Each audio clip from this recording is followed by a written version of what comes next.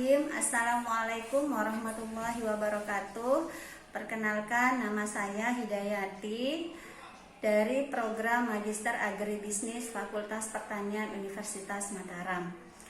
Pada kesempatan kali ini saya akan mempresentasikan tugas mata kuliah pemasaran dan nilai bisnis. Materinya tentang efisiensi pemasaran, di mana efisiensi pemasaran ini terdiri dari beberapa subpokok bahasan, diantaranya itu lembaga pemasaran dan lain-lainnya. Untuk materi pertama kita akan membahas tentang lembaga pemasaran.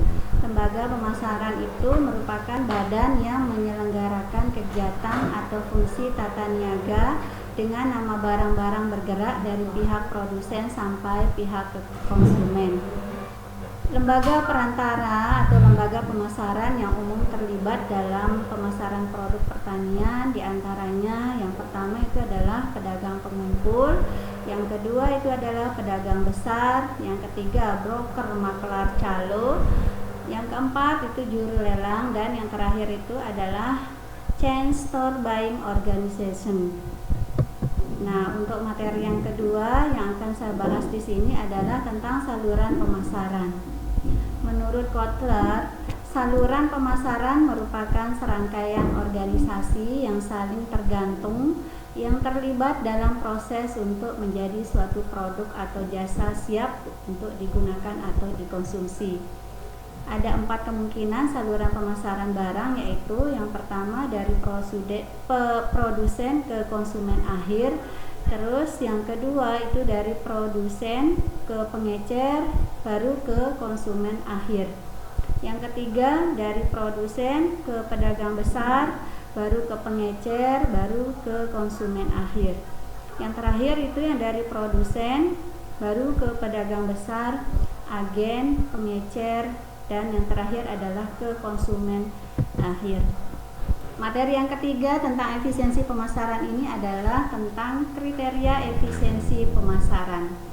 Jadi efisiensi itu merupakan peningkatan rasio keluaran dan masuknya dan masukan yang umumnya dapat dicapai dengan salah satu dari 4 macam cara, diantaranya keluaran tetap konstan dan masukan mengecil. Terus yang kedua, keluaran meningkat sedangkan masukan konstan. Yang ketiga, keluaran meningkat dalam kadar yang tinggi ketimbang peningkatan masukan. Yang terakhir itu adalah keluaran menurun dalam kadar yang lebih rendah. Kita lanjut materi berikutnya, yaitu materi keempat tentang margin pemasaran. Margin pemasaran merupakan perbedaan harga yang diterima produsen terhadap harga pokok yang dibayarkan oleh konsumen akhir. Ini menurut Aziano 1982. Sedangkan menurut Tomek dan Robinson 1972 dalam Kosantum 2001, margin pemasaran didefinisikan sebagai biaya pemasaran yang dikeluarkan oleh pihak-pihak terlibat di dalam pemasaran. Rumusnya MP sama dengan PF, PR dikurangi PF.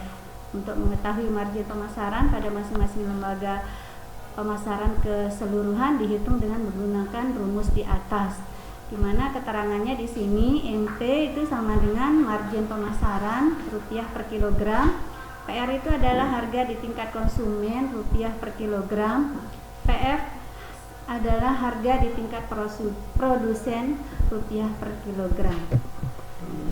Kita lanjutkan lagi untuk materi kelima, yaitu tentang margin biaya. Margin biaya di sini merupakan salah satu indikator yang harus dihitung dan juga diketahui oleh setiap pebisnis. Saat menjalankan suatu bisnis atau perusahaan, memahami seberapa banyak keuntungan bisnis adalah suatu hal yang penting.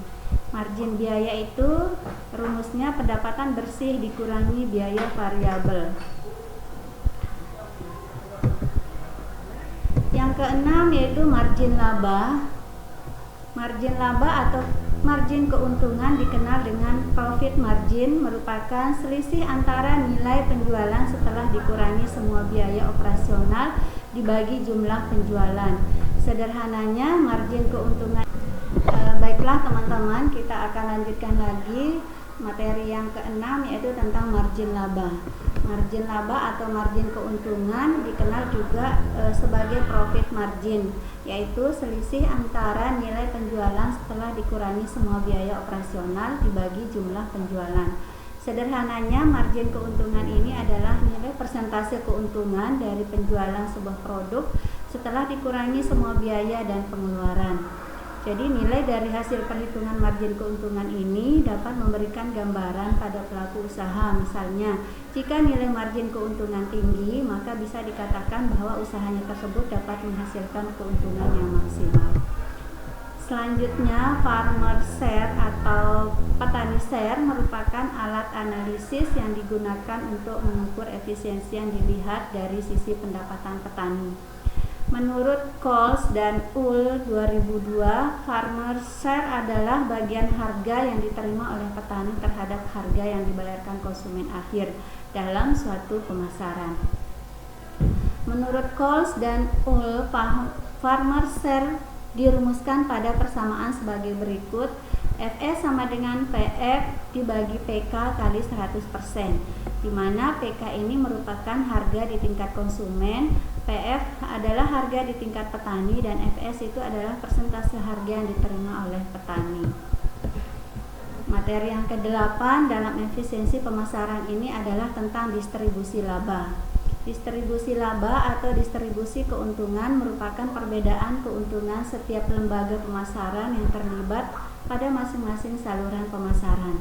Untuk rumus sebagai berikut: Azaino 1981, DK Pi dibagi C terkecil, DK sama dengan Pi per C terkecil dibagi dengan Pi per C terbesar. Keterangan DK itu merupakan distribusi keuntungan, Pi itu adalah keuntungan pemasaran, dan C adalah biaya pemasaran. Selanjutnya ini adalah materi terakhir, yaitu tentang profitabilitas antar lembaga pemasaran. Komite on Terminologi mendefinisikan profitabilitas itu merupakan jumlah yang berasal dari pengurangan harga pokok produksi, biaya lain, dan kerugian dari penghasilan atau penghasilan operasi. Sedangkan menurut APB Statement mengartikan profitabilitas itu merupakan kelebihan atau defisit penghasilan di atas biaya selama satu periode akuntansi. Itu menurut Harahap 2021 halaman 226. Jadi analisis kemampuan menghasilkan laba dapat diterapkan pada jenis produk. Analisis ini ditujukan untuk mendeteksi penyebab timbulnya laba atau rugi yang dihasilkan oleh setiap jenis produk dalam periode akuntansi tertentu. Menurut Mulyadi 2001-58.